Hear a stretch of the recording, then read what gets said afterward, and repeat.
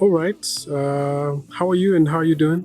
I'm good. I'm here in Zambia for the first time, and it's been beautiful. The people are so warm and welcoming, and the culture is so rich. I've just been having a fabulous time. So, how are you finding it so far?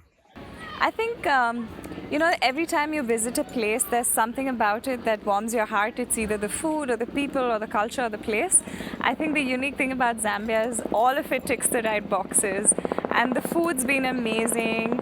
The falls have been magical. Nature has been beautiful. People have been so loving and so kind. So it's a combination of all things, I think, that worked for me. Okay, can you tell us a little bit about yourself and what you're passionate about? I think I'm passionate about a lot of things, but advocacy and activism take the front lead.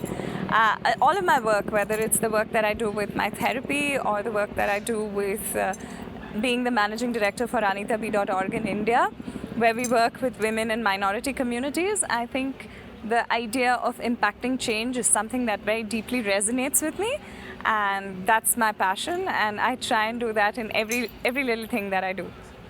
Okay, so you in the earlier talk that you gave, you emphasized the importance of women's contribution in the tech field. What does that mean? You see, technology is at the forefront where it's changing and defining the way we live and interact with the world. And for as long as there's not enough representation in technology, it's always going to carry some form of bias or some form of erasure. Gender is one of the most important things for us to focus on, because gender narratives, when they're not focused on, you tend to often believe that the status quo that you've been fed as conditioning is something that is real and that is true. But when you start focusing on the importance of gender and its role in technology, you recognize that there is a lot that you can do when it comes to bringing more women to the table, having more women with a seat at the table, more decision makers, and of course represent all the genders that exist in a form and manner that nobody is left out of the decision making process. And I think that is why we need to have a lot more of all kinds of representation and diversity, not just in tech, but in every aspect of us building the future that we are. Okay, so before we close, let's zero in on one AI tool that has taken the world by storm, which is ChatGPT. How has that been received in India? How are writers feeling about the advent of ChatGPT, and what do you think is the social feeling behind it? I think, of course, ChatGPT and all of the other open AI tools, I think there is a lot of excitement, but I just want to say that originality from a human being's experience is one of the nicest things to hold on to. AI should always be looked at as an enabler and needs to be intervened with so that it doesn't take over. And one of the things that I'm consciously reminded of every time is AI is limited in its capacity because it's learned from limiting models.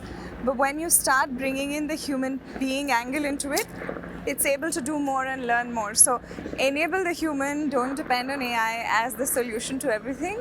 It is a part of the solution, it's not all of the solution. So, in closing, what word of consolation do you have for Zambian girls and the youths? I think every time I wrote a book called Words Matter, which is basically the idea of why we need to have language that caters to gender without being biased. And when I think of girls, I just want to tell them that invest more in your futures, be financially independent, do a lot more work in science, technology, art, math.